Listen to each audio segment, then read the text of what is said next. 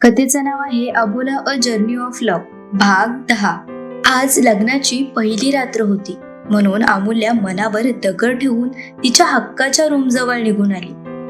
ती बाहेरच उभी राहून आत जायचं की नाही याचा जप करत होती। तशी त्याच्यासोबत एकत्र राहण्याची तिची बिलकुल इच्छा नव्हती, ना त्याला पाहायची तिची इच्छा होती। पण ती वसुंधरा आणि विश्वनाथ यांचा आदर करत होती, त्यामुळे काहीही झालं तरी तिला त्याच्यासोबत एकत्र राहावं लागणार होतं हे तिला कळून चुकलं होतं। त्यात त्याची थोडी भीतीही मनात होती। तो तिला तर ती त्याला स्वीकारणार तर नव्हतीच, पण तो तिला तिच्या रूममध्ये घेईल की नाही हा मोठा प्रश्न तिला पडला होता। काय करू, या सडूच्या गुहेत जाऊ की नको? तसंही तो आत घेणार तर नाहीच, पण एकदा प्रयत्न करायला काय हरकत आहे? काय प्रयत्न? अमूल्या, कशाला त्याची बायको असल्यासारखं तुला वागायचं आहे? तसंही त्याचा तुझा काहीही संबंध नाही, विसरलीस? त्याचं तुझ्यावर प्रेम नाहीये, तो तर त्या मूर्ख मुलीवर प्रेम करतो। अशात कशाला त्याच्यासोबत राहायचं? तो तुझा नाही अमूल्या, कधीच नाही। दारापाशी उभं राहून अमूल्या स्वतःशीच विचार करत होती। ती तिच्याच विचारांमध्ये असता दरवाजा उघडला गेला आणि तो तिच्या समोर येऊन उभा राहिला। तुला आत येण्यासाठी मला तुला सांगावं लागेल का? किती उशीर केलास तू, मूर्ख मुलगी? दारात अमूल्या दिसते की अक्षय सुरू झाला। काय म्हणालात? अमूल्याने न समजून विचारलं। तुझ्यासाठी मी रिकामा नाहीये, लवकर आत ये, अक्षय म्हणाला आणि दारातून बाजूला झाला। आपण काय विचार करत होतो आणि इथे तो आपल्याला आत घ्यायचा विचार करतो हे पाहून तिने जणू डोकंच खाजवलं। आता आत येतेस की नाही, की बाहेर थांबायचा तुझा विचार आहे? अक्षय जरा आवाज वाढवून म्हणाला, कारण अजूनही ती बाहेरच उभी होती। नाही, येते, अमूल्या रूममध्ये निघून आली। पण तिला मात्र प्रश्नच पडला होता, त्याने आपल्याला एवढ्या सहज रूममध्ये कसं काय घेतलं? जास्त विचार करू नकोस, तुला समजावायला जशी मॉम आली होती तसं इकडे डॅड आले होते, पण त्यांनी सांगितलं असलं तरी तुला कुठलाच हक्क मिळणार नाहीये। तुला या रूममध्ये राहायचं असेल तर कुशाल राहा, पण माझ्या आयुष्यात माझ्या कोणत्याच गोष्टी तू लुडबुड केलेली मला चालणार नाही।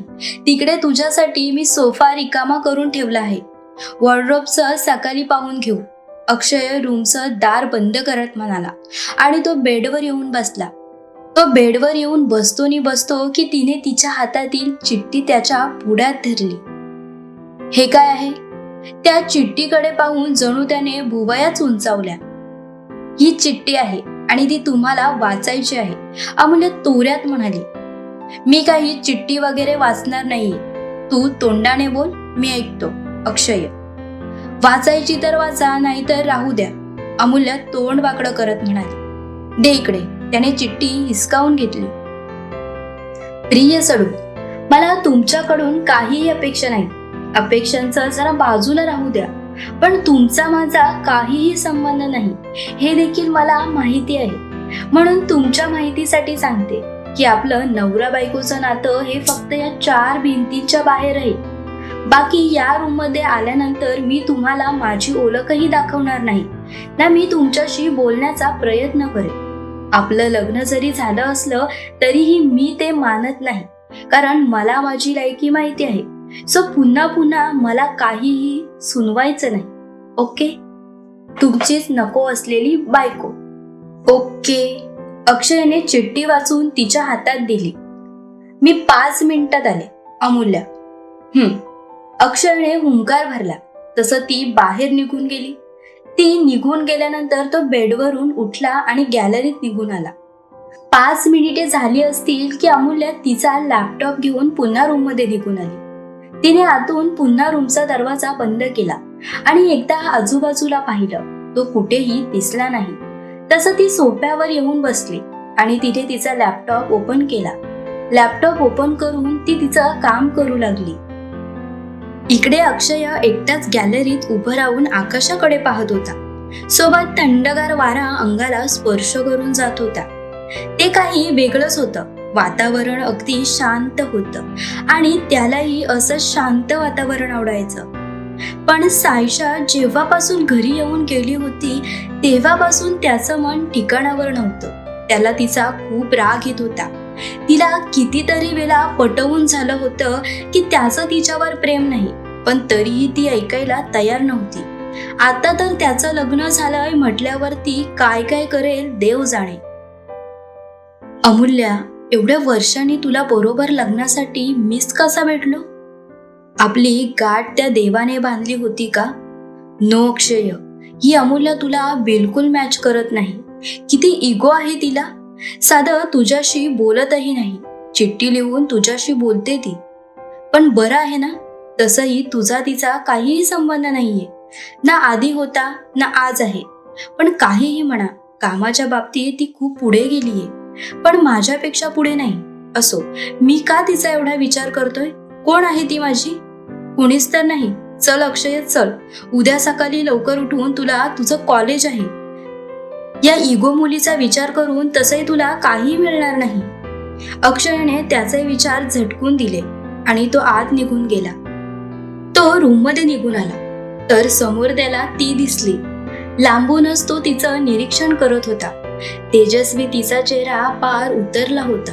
डोळ्यांखाली डार्क सर्कल्स होते, तर तिचे गुलाबी ओठ जरा काळसर पडून सुकून गेले होते. खूप थकल्यासारखी दिसत होती ती, पण त्याला मात्र त्याचं काहीच वाटत नव्हतं. आणि वाटून तरी काय उपयोग होता?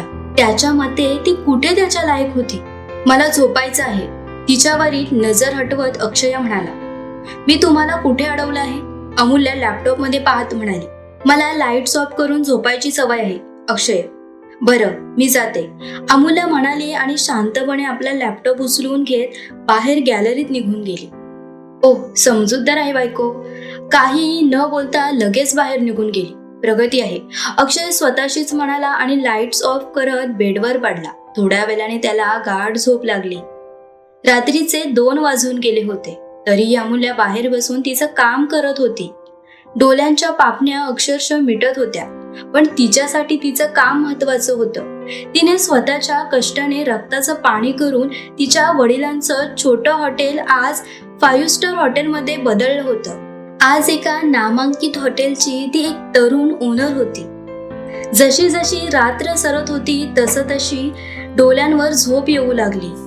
तिने आपला लॅपटॉप बंद केला आणि बाहेरील ज्या सोफ्यावर ती बसली होती तिथेच तिने स्वतःला झोपून दिले. डोळ्यांवर झोप एवढी होती की पडल्या जागीच तिला लगेचच झोप लागली. सकाळी अलार्मच्या आवाजाने अक्षयला जाग आली. तो डोळे किलकिले करत बेडवर उठून बसला. पण जसं उठल्याबरोबर तिचे विचार मनात चमकून गेले तसं त्याने बाजूच्या सोफ्यावर एक नजर टाकली. ती सोफ्यावर नव्हती. त्याचे तर जणू डोळेच मोठे झाले. त्याने लगेचच आपला मोबाईल हातात घेतला. सकाळचे 5:30 वाजले होते. एवढ्या सकाळ सकाळी ही मुलगी कुठे गेली असेल? ओ, ही घर तर सोडून गेली नसेल ना? म्हणजे मी मेलोच. मॉम डॅड मला अजिबात सोडणार नाही. तसंही ती त्यांची लाडकी आहे. या मुलीला सर्वांनीच डोक्यावर बसून ठेवलं आहे. पण अक्षय साहेब, तुम्हाला तुमच्या घरच्यांचा ओरडा खायचा नसेल तर आधी तुमच्या नको असलेल्या बायकोला शोधा, नाहीतर तुमचं काही खरं नाही. अक्षय स्वतःशीच म्हणाला आणि बेडवरून उठून तिला शोधू लागला. त्याने एकंदरीत दाराकडे पाहिलं तर दार आतून बंद होतं. याचा अर्थ ती आतच होती. तेवढ्या त्याच्या डोक्यात काहीतरी क्लिक झालं. तसं तो लगेच गॅलरीकडे निघून आला. काल रात्री त्याने शेवटचं तिला तिकडेच जाताना पाहिलं होतं. अक्षय गॅलरीत निघून आला तसं त्याची नजर सोफ्यावर झोपलेल्या तिच्याकडे गेली. सोफा छोटा असल्यामुळे ती त्यावर अंग चोरून झोपली होती. नशीब माझे, मॅडम इथे आहेत, नाहीतर माझं काही खरं नव्हतं. पण ही असं एवढ्याशा सोफ्यावर कशी काय झोपली आहे? तिला उठवू का मी? काय संबंध आहे तिचा माझा? पण तिला अवघडल्यासारखं वाटत असेल तर? अक्षय, 2 दिवस झाले नाही तिला इथे येऊन, तर तू तिचा किती विचार करायला लागला आहेस? तिचे विचार सोड आणि तुझ्या कामाला लाग. तसंही ही मुलगी तुझ्या काहीच कामाची नाहीये. अक्षयने एक सुस्कारा सोडला आणि तो गॅलरीतून आत निघून गेला. सकाळचे जेमतेम 7 वाजत आले होते. त्या दरम्यान अमूल्याला जाग आली. डोळ्यांवर अजूनही झोप होती, पण आजपासून तिला पुन्हा तिच्या कामाला सुरुवात करायची होती. ती लगेचच उठून बसली आणि रूममध्ये निघून गेली. ती रूममध्ये आली तर तो कुठेही नव्हता. तिने हुश केलं आणि ती फ्रेश व्हायचं म्हणून निघून गेली.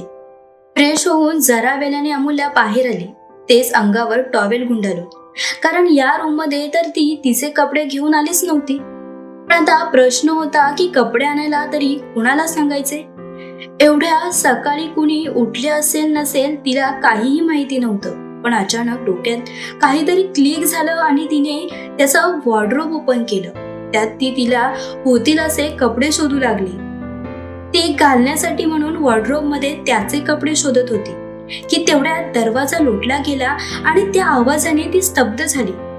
तिने घाबरून मागे वळून पाहिलं तर तो विचित्र नजरेने तिच्याकडे पाहत होता.